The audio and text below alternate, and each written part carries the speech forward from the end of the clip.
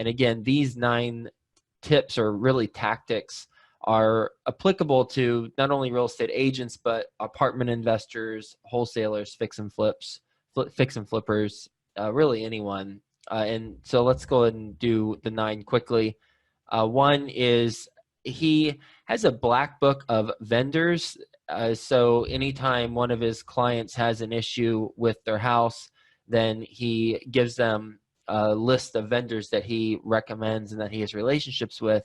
That way they can, resolve whatever issue that they have.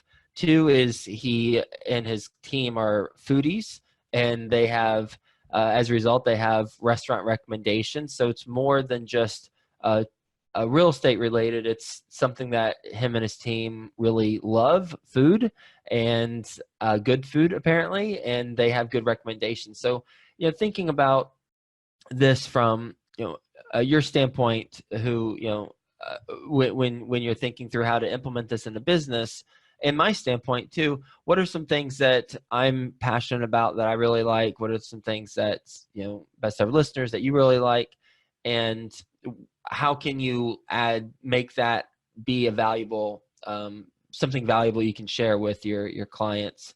I really like concerts. I also am really into chess recently. Just reached out to someone to give me some lessons on some tips, which is another story. But I think there are ways to incorporate what we really enjoy and also make that added value to our clients and our customers or our investors. So restaurant Rex is the second thing that he gives, but again, that can be personalized based on what you're into. 3, he does snail mail newsletter, and he doesn't talk about real estate. He talks about fun things that he does with his team and places that he travels to. And I do a newsletter to my investors and Ashcroft's investors on a monthly basis. It is a snail mail newsletter where we interview an investor, and we also profile certain businesses that our investors have who are entrepreneurs that want to highlight to high net worth individuals that we mail this out to, because they're all accredited investors of ours. So this is something that I'm currently doing, and I don't know what the ROI is on it, but I can tell you that it seems like it makes a lot of sense, and that's why we do it, because it's a way to build a relationship with certainly the investor who we're profiling because we're interviewing them, but then also it's a way to build a relationship or stay top of mind in a relevant way, I should say, with the investors who receive it via snail mail. The 4th thing is the email campaign. And by the way, if you are an investor with us, then and you are not receiving that snail mail newsletter, then you can email info@joefairless.com, and we'll make sure that you get put on that list, or we get your address correct. The 4th thing is an email campaign that he sends out every month to his clients. And this is something that is unique in that it's a dynamic email where you can plug in your mortgage information on the current home that you own, and you can determine how quickly you can pay off that mortgage, or rather how to pay off the mortgage early, and what's it look like. Is it a good time to refinance or not to refinance?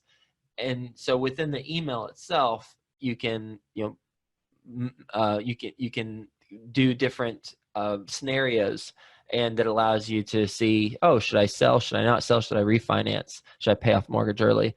And I asked him what program he uses. He said he uses a program called HomeBots, HOMEBOTS. It's a lender program. So usually agents team up with lenders, and they incorporate the service, and it is a pay to play service. So you can check that out if you are a real estate agent, but just the concept is applicable to anyone, and that is having something that's more dynamic in the email itself that can pique curiosity about what that person's situation is currently, and then that curiosity could lead to action to drive more business for you. So that's the fourth thing. The fifth thing, and I'm going to go through the rest of them pretty quickly. Talk on the phone at least once a year with his past clients. The six, involve them in a wine club or a pet group. So Tony Ray loves wine and volunteers for some pet organization.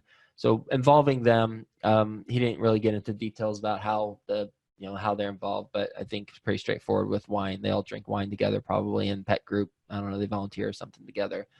Six is do appreciation parties. So he talks about how he has people over to his house and like once a year, I believe, and he has local bands that come and they all just hang out. So, clearly depends on how much land you have, what your housing setup is, if you're going to host people, but you could certainly rent a place out or do something else like that. And then what we got? That was probably six. So no, that was eight. Wait, what are we talking?